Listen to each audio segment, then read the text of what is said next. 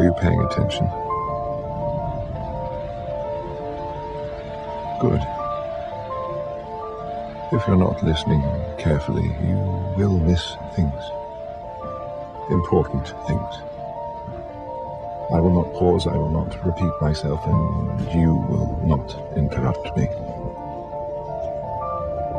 You think that because you're sitting where you are and I am sitting where I am, that you are in control of what is about to happen.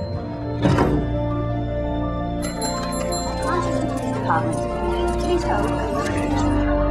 Ensuring, Alan. Windows broken, home's been ransacked. Send the detective down with you. What I will need from you now is a commitment.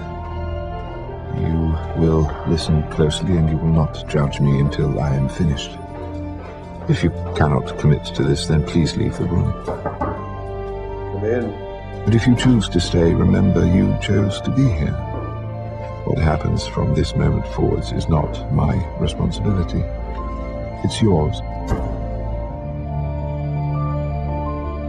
Pay attention.